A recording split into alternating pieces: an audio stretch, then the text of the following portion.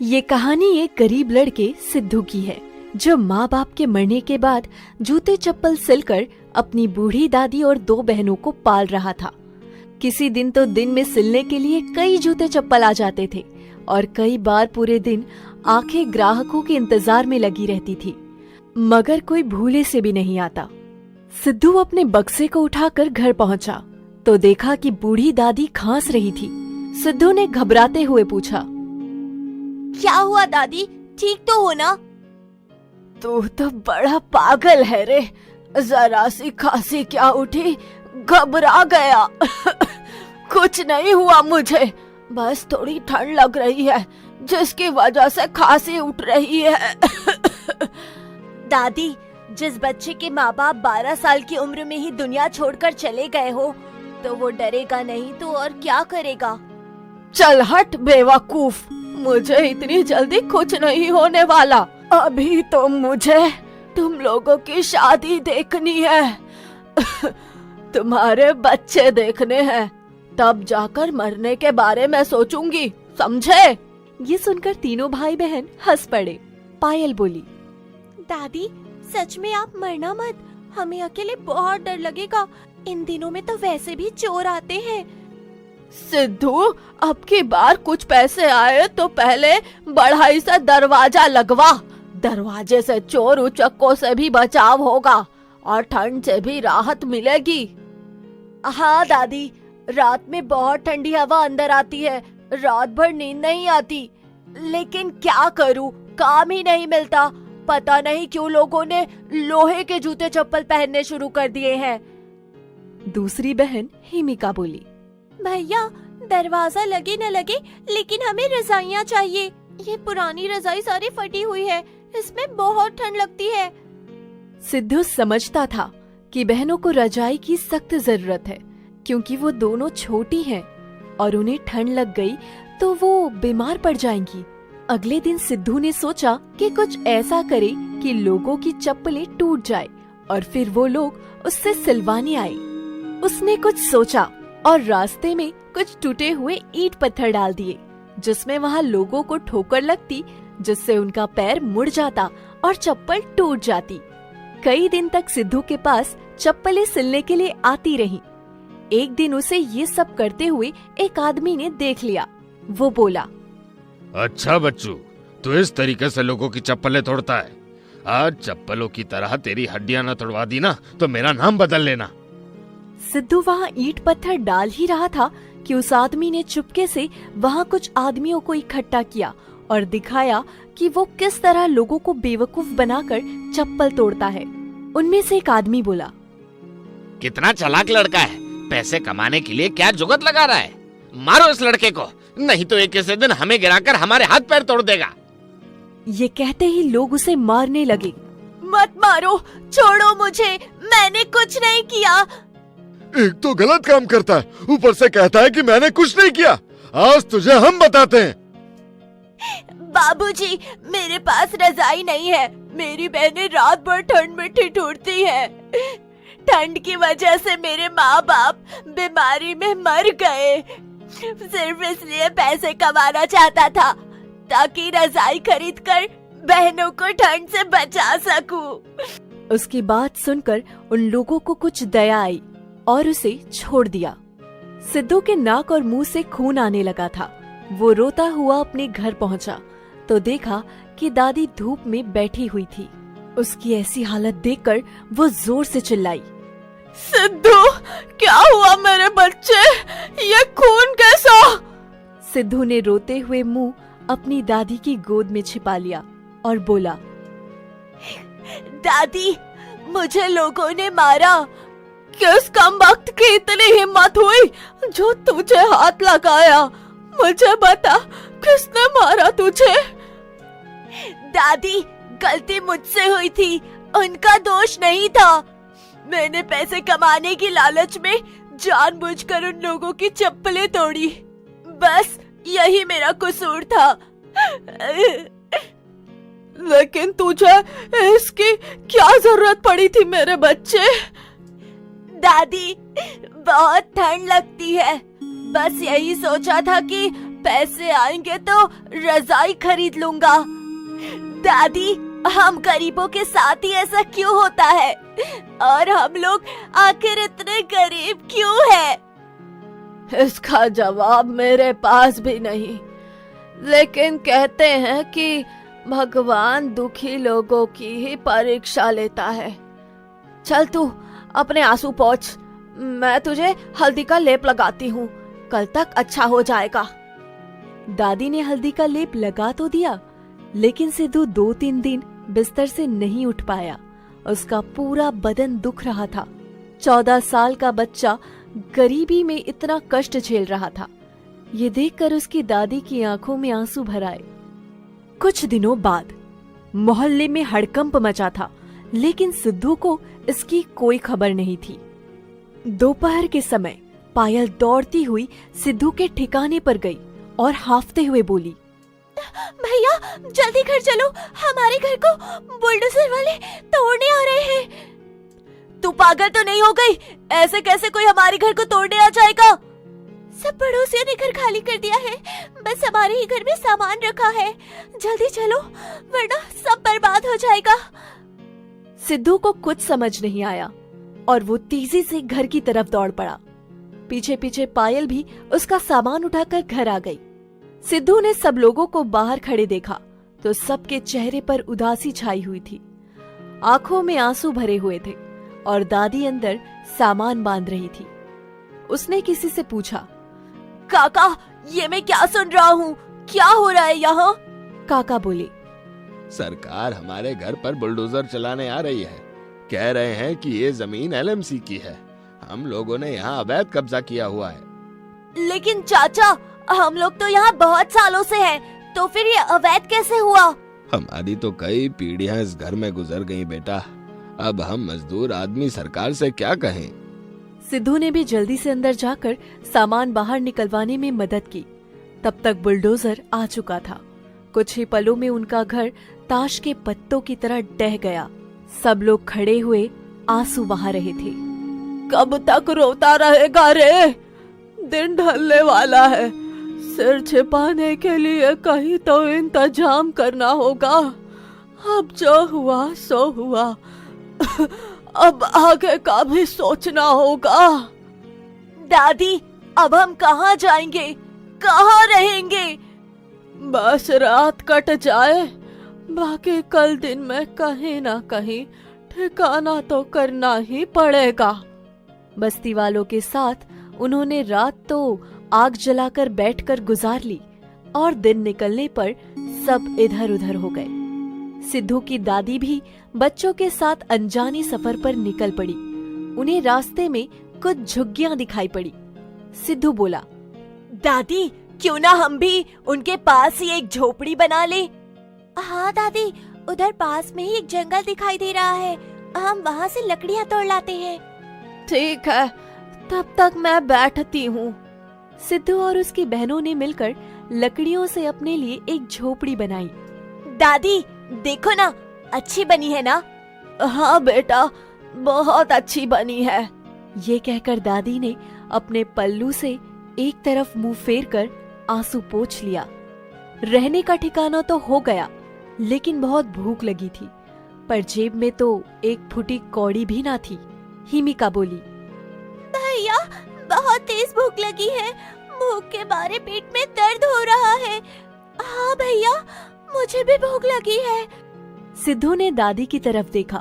भूख वहाँ भी थी, लेकिन दादी कुछ ना कह सकी। सिद्धू अपना सामान उठाकर चला गया कि क्या पता कोई ग्राहक मिल जाए और खाने का इंतजाम हो जाए। कुछ दूरी पर ही एक आदमी ने भंडारा किया हुआ था। वहाँ सब लोग पेट भरकर खाना खा रहे थे। सिद्धू ने भी वहाँ पेट भरकर खाना खाया और उन तीनों के लिए ले आया। ऐसा लगा जैसे आज भगवान ने उनकी सुन ली हो। भैया, घर भी बन गया, खाना भी खा लिया, लेकिन रात को ओढ़ेंगे क्या? यहाँ झोपड़ी में तो बहुत ठंड लगेगी। सिद्धू सोचता रहा। बाहर देखा तो दिन ढल चुका था। वो बोला, तुम यहीं रहना, मैं कुछ बंदोबस्त करता हूँ। वो इधर उधर कुछ तलाश करने लगा। उसने देखा कि एक तबेले के बाहर किसी ने अपने गाय भैंसों को बोरी से ढक रखा है ताकि उन्हें बाहर ठंड न लगे। सिद्धू तबेले में गया और बोला, कोई है क्या? अंदर से एक बूढ़ी औरत शारदा निकली और बोली, हाँ, मैं हूँ, कहो क्या बात है? अम्मा, बाहर गाय भैंस बोरे ओढ़कर ठंड में खड़ी है। इससे पहले सिद्धू कुछ कहता, शारदा बोली, हाँ खड़ी है, मेरा बेटा बीमार है इसलिए उन्हें अंदर नहीं बांध सकती। अगर तुम बांध दो तो बड़ा अच्छा होगा। सिद्धू ने कहा, आप चिंता मत करो अम्मा, मैं बांध देता हूँ, लेकिन मुझे आपसे कुछ खाली बोरे चाहिए। बहुत ढेर पड़ा है, जितने चाहो ले जाना, और तुम्हारे पास भी गाय भैंस हो तो भूसा भी ले जाना। सिद्धू ने जल्दी से सारी गाय भैंस अंदर बांध दी।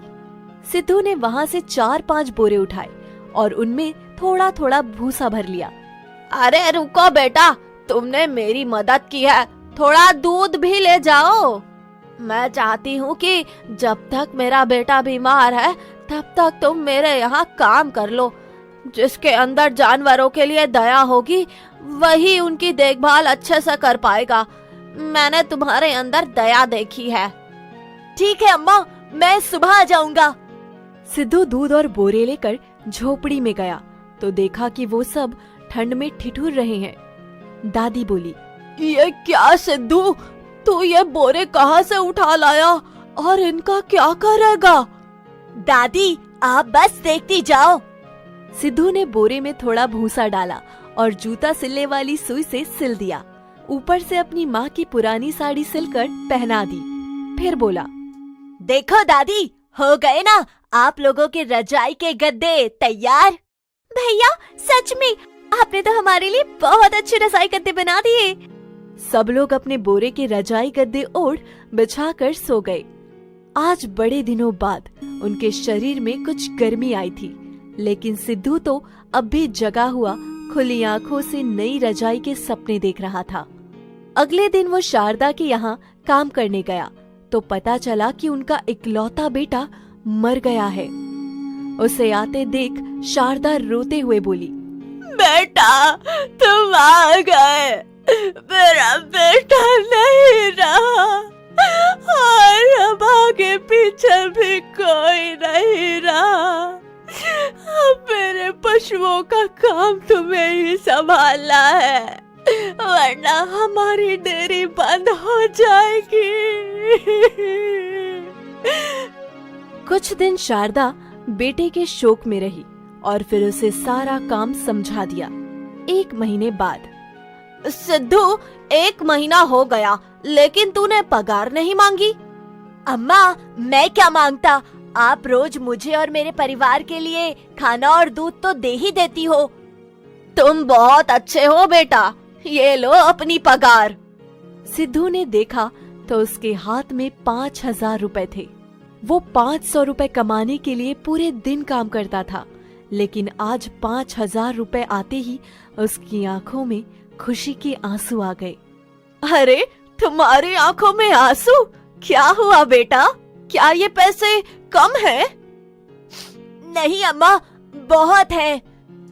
आज मैं इन पैसों से अपनी दादी और बहनों के लिए रजाई खरीदूंगा। वो बेचारी बोरे की रजाई ओढ़कर सोती हैं। झोपड़ी में बहुत हवा आती है। बेटा तुम आदत के बहुत अच्छे और वफादार हो। मेरे बेटे का कमरा खाली है, अगर तुम चाहो तो अपनी दादी और बहनों के साथ यहाँ आकर रह सकते हो। यहाँ रहोगे तो रात में काम देख पाओगे और मुझे भी तुम लोगों का सहारा मिल जाएगा। अम्मा, हम और आपके घर में? अरे हाँ भाई हाँ, मेरे घर में। अगले दिन सिद्धू उन लोगों के साथ शारदा के घर में रहने आ गया। फिर वो बाजार जाकर नई रजाई खरीद लाया। नई रजाई देखकर सब बहुत खुश हुए। मुझे तुम पर बहुत गर्व है बेटा, जो तू मेरे लिए रजाई लाया। मरने से पहले हम गरीबों के घर भी बिल्कुल साफ सुथरी रजाई आ गई। हाँ भैया, ये रजाई तो बहुत ही सुंदर और गर्म है, लेकिन आपकी रजाई कहाँ है? अब क्या सबकी रजाई होगी? तुम दोनों एक रजाई लेना और मैं एक रजाई ओढ़ूंगा। इस रजाई को पाने के लिए उन्होंने गरीबी में बहुत संघर्ष किया था, इसलिए वो लोग बहुत खुश थे। हरिया नाम का आदमी अपनी बीवी और बच्चे के साथ सड़क किनारे बने कच्चे मकान में रहता था। हरिया बहुत ही गरीब था। वो मेहनत मजदूरी करके अपना परिवार पालता था। ये बात उस समय की है जब ठंड का कहर अपने चरम पर था। अरे राजू की माँ, थोड़ी आग जला लो। आज तो ठंड बहुत हो रही है, ऐसा लगता है मानो कश्मीर हो यहाँ। आग भी किससे जलाऊं? घर में लकड़ी का एक डंडा भी नहीं बचा है। अरे भाग्यवान, कल ही बता देती तो मैं कुछ लकड़ियाँ बीन लाता कहीं से। अब इस ठंड में कहाँ जाऊँ मैं?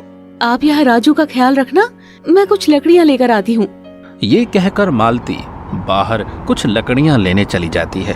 ठंड की सर्द हवाएं मालती को कपा रही थी। जैसे तैसे वो कुछ लकड़ियों को इकट्ठा कर पाती है और लेकर आती है कि तभी एक गाड़ी पीछे से उसे ठोकर मार देती है, जिससे कि उसकी कुछ लकड़ियां नाली में जा गिरती हैं। अरे कौन है जिसे ठंड में मरने की जल्दी पड़ी है, हैं? मालती जैसे तैसे उठती है और गाड़ी वाले से कहती है, साहब, जितनी जल्दी आपको घर जाने की है ना, उतनी ही जल्दी मुझे भी है। आपकी वजह से मेरी लकड़ियाँ गिर गई और आप हॉर्न बजा रहे हैं। अरे ठीक है, अब जल्दी से साइड में हो लो। ये कहकर वो हॉर्न बजाता हुआ निकल जाता है। मालती अपने भाग्य को कोसते हुए कहती है, हे प्रभु, हम गरीबों को कुछ दे न दे, लेकिन ठंड में इस तरह से तो न सता। मालती अपनी लकड़ियां लेकर घर आ जाती है। हरिया उसे देखकर कहता है, ओह, अरे भाग्यवान, ये चोट कैसे लग गई तुम्हें? अरे कहाँ गिर गई थी तुम? अरे मैंने कितनी बार कहा है कि देख कर चला करो, हैं? मालती हरिया को पूरी बात बताती है और हरिया कहता है, ओह, अरे भगवान भी न जाने क्यों हम गरीबों पर सितम ढाने में कसर नहीं छोड़ता है, और ये पैसे वाले भी। मालती उन लकड़ियों को लेकर थोड़ी आग जला देती है, जिससे घर में ठंड से थोड़ी राहत हो जाती है। कुछ दिन बीतने के बाद अब ठंड के साथ साथ बारिश भी होने लगी थी। हरिया अपने घर के बाहर बैठा था कि तभी एक गाड़ी आकर रुकती है। गाड़ी वाला अपनी गाड़ी देखता है और हरिया से पूछता है, अरे भैया सुनना, यहाँ कोई मैकेनिक है क्या? मेरी गाड़ी बंद हो गई है और मेरे साथ मेरा परिवार भी है। हाँ साहब, एक मैकेनिक बैठता है वहाँ पर, लेकिन बारिश होने के कारण वो घर चला गया है। जब तक वो आता नहीं है आप यहाँ आकर बैठ सकते हैं। हरिया के इतना कहते ही उस गाड़ी वाले की पत्नी कहती है, नहीं, मुझे नहीं जाना उन लोगों के पास। देखो ना, कितने गंदे कपड़े पहने हैं और बाहर सर्दी भी बहुत है। अरे बाबा, लेकिन खराब गाड़ी में बैठकर क्या करोगी? और सर्दी बारिश इतनी हो रही है कि गाड़ी में बैठना मुश्किल हो रहा है। भाई, मैं तो वहाँ जा रहा हूँ। ये कहकर वो गाड़ी से उतरकर हरिया के पास आग तापने बैठ जाता है। ठंड के साथ हवा और पानी और तेज हो जाती है। वो औरत भी मजबूरी में आकर वहाँ आ जाती है। वो सब आग के सहारे बैठ जाते हैं। वो गाड़ी वाला हरिया और उसकी बीवी को देखकर कहता है, अरे तुम लोग इतनी ठंड में ये हल्के फुल्के कपड़ों में कैसे रह लेते हो? अरे हमें तो इन कपड़ों में भी सर्दी लग रही है। अरे साहब जी, हम लोग तो इस आग को ही अपना कोट बना लेते हैं और इसी के सहारे सर्दी निकाल देते हैं। और हम कर भी क्या सकते हैं जब भगवान ने गरीबी ही लिख दी है हमारे भाग्य में। गाड़ी वाले को हरिया की हालत देखकर उस पर दया आ जाती है और वो अपनी पत्नी से कहता है, अरे सुनो मीनाक्षी, गाड़ी में वो जो आज शॉपिंग करके गर्म कपड़े लाए हैं ना, उन्हें इनको दे दो, हम दूसरे खरीद लेंगे, ठीक है? गाड़ी वाले के इतना कहते ही उसकी पत्नी गुस्से में कहती है, हटो, मैं किसी को नहीं दूंगी वो कपड़े। पता है कितने ब्रांडेड है और महंगे भी। इनके लिए मैं घर में फटे पुराने कपड़े पड़े होंगे, वो भेज दूंगी। आप ज्यादा दानवीर कर्ण बनने की कोशिश ना करो। उसकी पत्नी की ये बात सुनकर हरिया को थोड़ा दुख होता है, लेकिन वो इसको भगवान की मर्जी समझकर चुप रह जाता है। थोड़ी देर बाद बारिश बंद हो जाती है और वो मैकेनिक भी अपनी दुकान खोल देता है और वो अपनी गाड़ी बनवा कर चले जाते हैं। हरिया की पत्नी हरिया से कहती है, आपने देखा ये पैसे वाले गरीब को कैसा समझते हैं। ये कपड़े तो ब्रांडेड पहनते हैं, लेकिन इनकी सोच ब्रांडेड नहीं होती है। इधर गाड़ी वाले को अपनी पत्नी का व्यवहार बहुत खराब लगता है। वो हरिया और उसके परिवार के लिए अगली सुबह जाकर कुछ नए गर्म कपड़े खरीदता है और उन्हें देने पहुंच जाता है। वो दरवाजे पर आकर कहता है, अरे सुनो, कोई है क्या? जी साहब, आप यहाँ कहिए, क्या काम है? वो मैं ये कुछ कपड़े लाया हूँ जिसे तुम अपने परिवार को दे दो, जिससे ठंड में कुछ राहत हो जाएगी। अरे साहब, कल आपकी पत्नी को बुरा लगा था, इसलिए मैं ये कैसे ले सकता हूँ? अरे कोई बात नहीं, उसकी बात का बुरा ना मानो, और वो यहाँ है भी नहीं, इसीलिए मैं कह रहा हूँ कि इन्हें रख लो। हरिया उन कपड़ों को ले लेता है। हरिया की पत्नी और बच्चा बहुत खुश हो जाते हैं, लेकिन उनकी ये खुशी चंद मिनटों बाद बेइज्जती में बदल जाती है, क्योंकि उस सेठ की पत्नी हरिया के घर आ जाती है और गुस्से में कहती है, अच्छा, तो मेरे पीछे से ये गुल खिलाए जा रहे हैं। मैं तुम्हें पैसे इसीलिए नहीं देती हूँ कि तुम इन भूखे नंगों में बांटते फिरो। इधर लाओ ये कपड़े। ये कहकर वो उन कपड़ों को हरिया के हाथ से छीन लेती है और वहाँ से गुस्से में चली जाती है। सेठ भी वहाँ से नजर झुकाकर चले जाते हैं। अरे, हमने तो इनसे कोई मदद भी नहीं मांगी थी, ये तो खुद ही आए थे। लेकिन सेठानी जी ने तो हमें बिना बात के ही उल्टा सीधा सुना दिया। हमारी क्या गलती थी इसमें? अरे मालती, कोई बात नहीं, ये पैसे वाले ऐसे ही होते हैं। गरीब को देने में इनका धन खाली हो जाता है। तुम इनकी चिंता ना करो। हाँ, मालती हरिया की बात समझ जाती है और वो फिर से अपने काम काज में लग जाती है। ऐसे ही दिन बीतते रहे। एक दिन की बात है, घना कोहरा छाया हुआ था, ठंड भी चरम पर थी। वही गाड़ी वाला अपनी पत्नी के साथ कहीं जा रहा था। गाड़ी उनकी पत्नी चला रही थी। घना कोहरा होने के कारण उनकी गाड़ी का एक्सीडेंट हो जाता है और वो घायल होकर बेहोश हो जाते हैं। अरे मालती, देखो, ये वही सेठ जी है ना? अरे, जिन्होंने आकर हमें नए कपड़े दिए थे। लगता है उनकी गाड़ी का एक्सीडेंट हुआ है। चलो चलो, चल के हमें कुछ मदद करनी चाहिए। आओ मेरे साथ। रहने दो, हमें क्या पड़ी है उनकी मदद करने की? हमने अगर उन्हें छुआ भी ना तो हमें उल्टा सीधा कहेंगी। अरे कैसी बातें कर रही हो मालती? मुसीबत के समय में हर इंसान की मदद करनी चाहिए। आओ, जल्दी आओ। हरिया उनकी मदद करने के लिए जाता है। कुछ लोग उनकी गाड़ी के पास खड़े थे जो मोबाइल से उनकी वीडियो बना रहे थे, लेकिन उनकी मदद कोई नहीं कर रहा था। ये देखकर हरिया कहता है, अरे, आप लोग मदद करने की बजाय मोबाइल से फोटो ले रहे हैं। अरे, आजकल इंसानियत तो किसी में नहीं रही है। हाँ, ये कहकर हरिया उन्हें अपने घर ले आता है और पास के किसी डॉक्टर से उनकी पट्टी करा देता है। थोड़ी देर बाद उन्हें होश आता है और मीनाक्षी अपने आप को उस हरिया के बिस्तर पर देख भड़क उठती है और कहती है, छी, मुझे यहाँ कौन लेकर आया इस गंदी जगह में?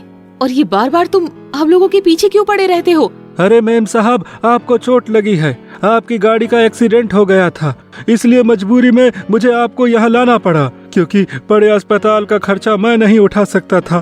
तभी डॉक्टर साहब बोल पड़ते हैं, देखिए मैडम जी, अगर ये आपको नहीं लाता तो आपको बचाना किसी डॉक्टर के बस में नहीं था, क्योंकि इसने समय रहते ही आपके बहते हुए खून पर अपने कपड़े से पट्टी बांध दी थी, जिससे खून नहीं बह पाया और मुझे बुला लिया। आप तो इसका शुक्रिया करने के बजाय इस गरीब को उल्टा सीधा सुना रही हैं। भाई, भलाई का तो जमाना ही नहीं रहा। ये कहकर डॉक्टर साहब अपना बैग लेकर चले जाते हैं। सेठ जी अपनी पत्नी से कहते हैं, मीनाक्षी, जिन लोगों ने हमारी जान बचाई और तुम उन्हें ही उल्टा सीधा कहकर इनकी गरीबी का मजाक उड़ा रही हो। अरे, ये गरीब जरूर है, पर हमसे दिल में कहीं ज्यादा अमीर भी हैं।